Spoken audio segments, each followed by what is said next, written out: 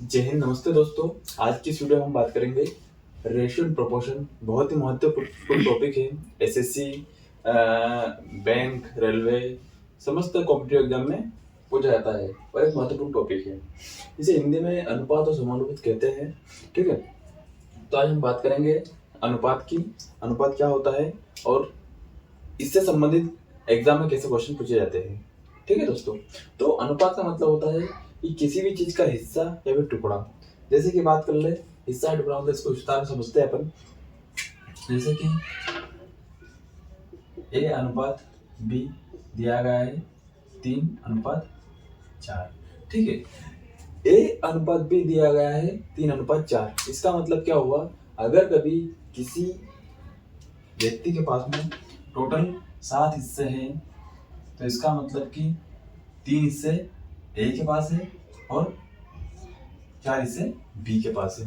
ठीक है, तो अनुपात का मतलब ये होता है कि किसी भी चीज का हिस्सा है फिर टुकड़ा। मतलब कि अगर टोटल 7 है तो 3 हिस्से ए के और 4 हिस्से बी के। ठीक है, और जैसे जैसे अपन क्वेश्चन करेंगे क्लियर होता जाएगा आपको।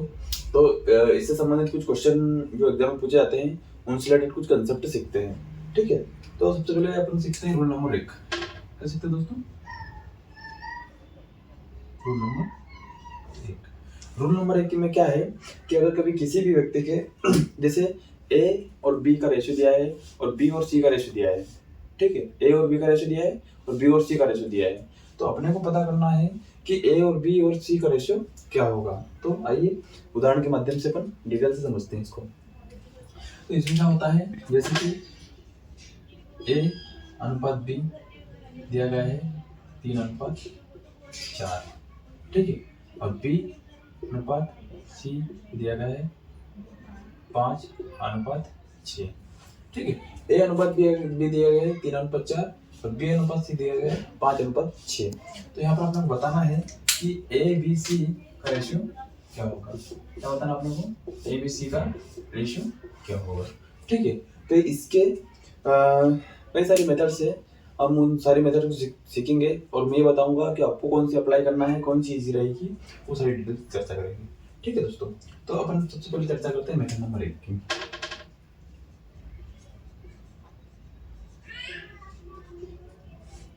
मेथड नंबर 1 में क्या है, जैसे कि एबीसी का रेशियो अपना पता करना है तो लिख लिया ए अनुपात बी अनुपात सी। ठीक है, अब ए अनुपात बी लिख लिया है और ए और बी का लिखना है 3:4 और 5:6। यानी कि ए और बी का अनुपात इस तरह से लिखना है और बी और सी का अनुपात इस तरह से लिखना है। ठीक है, अब क्या करना अपने को, इसका गुणा करके यहाँ लिखना है 5×3=15। इन दोनों को गुणा करते हुए नीचे लिखना है 5×4=20 और इसका गुणा करते हुए क्या लिखना है नीचे। मतलब कि 15, 20 और 24 इसका अनुपात हो जाएगा। ठीक है, अब दूसरी मेथड समझ लेते हैं अपन।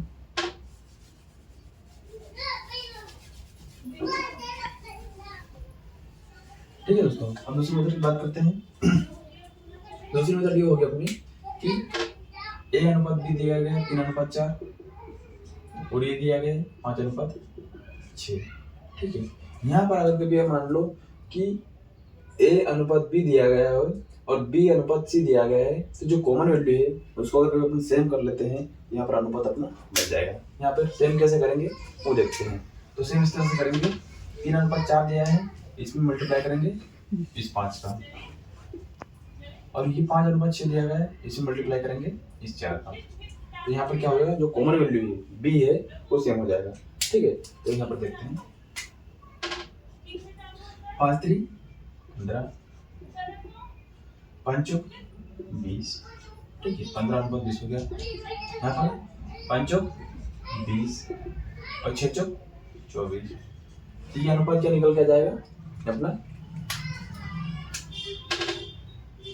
15:20:24। ठीक है, ये अपन ने सेकंड मेथड सीख ली है। अब एक और मेथड बची है अपनी। ठीक है, एक और मेथड सीख लेते हैं, वो सबसे इम्पोर्टेंट मेथड है, वही आपको अप्लाई करना है एग्जाम में और इससे ज़्यादा जल्दी आंसर आता है। और नॉर्मली इजी मेथड है, ठीक है। इसमें क्या करना है आपको, तीनों का अनुपात लिख देना है। मेथड नंबर 3 लिख दीजिए, ए अनुपात बी अनुपात सी, ठीक है। इसका वैसे अनुपात लिखना अपना 3:4 और 5:6। अब क्या करना है, यहाँ पर अपने को ये जो खाली स्थान दिए हुए हैं इनको भरना है। तो 4 के बगल में खाली स्थान दिख रहा है, यहाँ खाली स्थान दिख रहा है, तो 4 दिख रहा है तो इसके बगल में 4 लिख देना है। इसके बगल में खाली स्थान है तो यहाँ पे 5 लिख देना है। इसका मल्टीप्लाई करना और आपको नीचे आंसर लिखना है, ठीक है। इनका मल्टीप्लाई करते हुए 15, इनका मल्टीप्लाई करते हुए 20 और इनका मल्टीप्लाई करते हुए, ठीक है दोस्तों। तो यहाँ पर अपना फाइनल आंसर हो जाएगा, वो क्या हो जाएगा 15:20:24, ठीक है। आप बोल रहे होंगे कि सर आप हमें 3 मेथड का बता रहे हैं, एक मेथड से आंसर आ रहा है, लेकिन ऐसे बहुत से क्वेश्चन रहते हैं, अभी बटे वाले, दशमलव वाले,